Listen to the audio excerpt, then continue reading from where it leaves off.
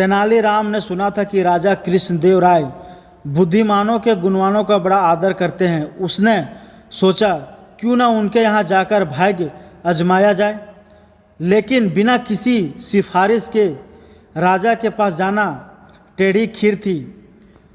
वह किसी ऐसे अवसर की ताक में रहने लगा जब उसकी भेंट किसी महत्वपूर्ण व्यक्ति से हो सके।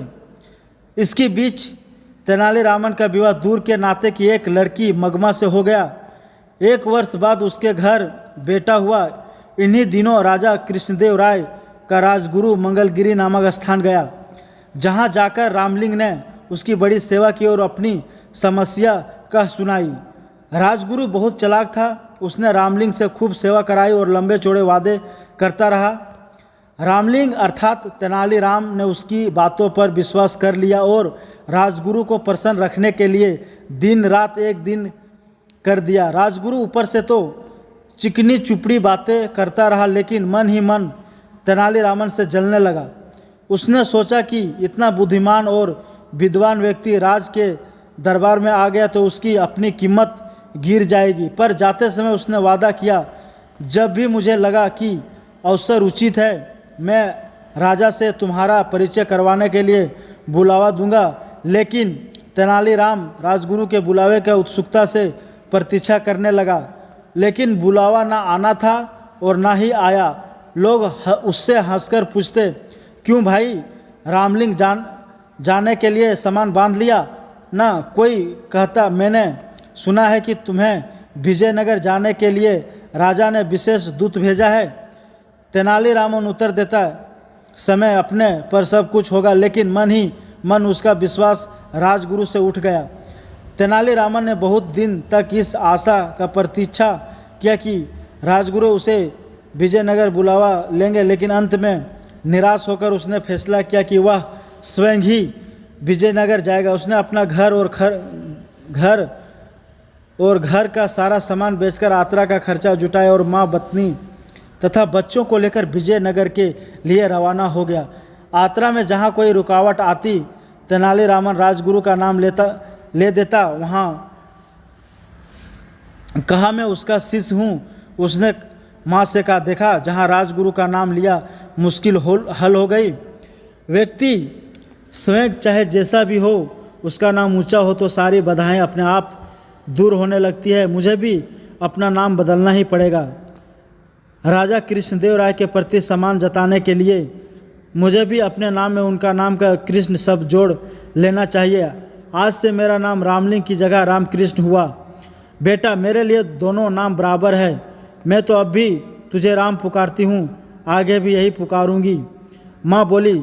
कोडवीड नामक स्थान पर तेनालीराम की भेंट वहाँ के राज्य प्रमुख से हुई, जो विजयनगर प्रधानमंत्री का संबंधी था। उसने बताया कि महाराज बहुत गुणवान, विद्वान और उदार है, लेकिन उन्हें कभी कभी जब क्रोध आता है तो देखते ही देखते सिर धड़ से अलग कर दिए जाते हैं। जब तक मनुष्य खतरा मोल ना ले वह सफल नहीं हो सकता। मैं अपना सिर बचा सकता हूँ। तेनालीरामन ने सवार में आत्मविश्वास था। राज्य प्रमुख ने उसे यह भी बताया कि प्रधानमंत्री भी गुणी व्यक्ति को आदर करते हैं, पर ऐसे लोगों के लिए उनका यहाँ स्थान नहीं है जो अपनी सहायता आप नहीं कर सकते। 4 महीने की लंबी यात्रा के तेनालीराम अपने परिवार के साथ विजयनगर पहुँचा, जहाँ की चमक धमक देख कर तो वहाँ दंग ही रह गया। चौड़ी सड़कें, भीड़ भीड़ के हाथी घोड़े, सजी हुई दुकानें और शानदार इमारतें, यह सब उसके लिए नई चीज़ें थी। उनसे कुछ दिन ठहरने के लिए वहाँ एक परिवार से प्रार्थना की, जहाँ अपनी माँ, पत्नी और बच्चे को छोड़कर वह राजगुरु के यहाँ पहुँचा। वहाँ तो भीड़ का ठिकाना ही नहीं था। राजमहल के बड़े से बड़े कर्मचारी से लेकर रसोइया तक वहाँ जमा थे। नौकर चाकर भी कुछ कम ना थे। तेनालीरामन ने एक नौकर को संदेश देकर भेजा कि उनसे कहो तेनाली गांव से राम आया है।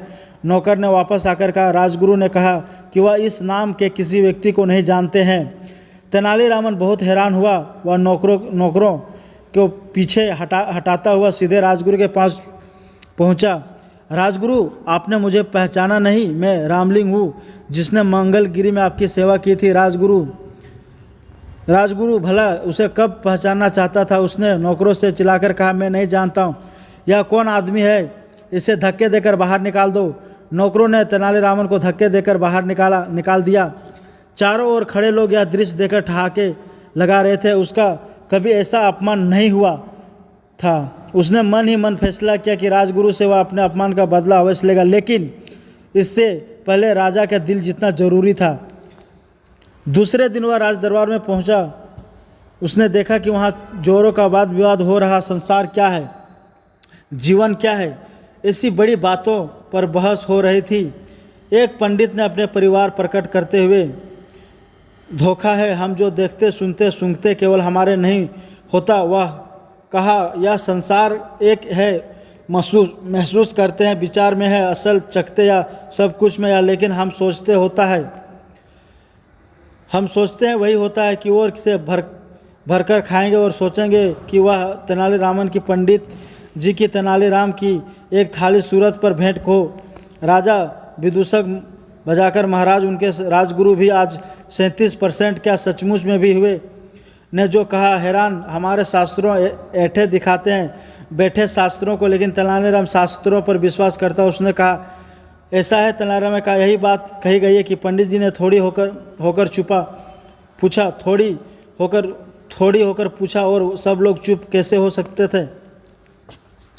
वह झूठ से अधिक अपनी बुद्धि सभी लोगों को पंडित जी के उधार महाराज कहाँ बैठे आदि ऐसी क्यों कहा। इस विचार है तो हम लें, हमारे की जांच जा रही है, उसे हम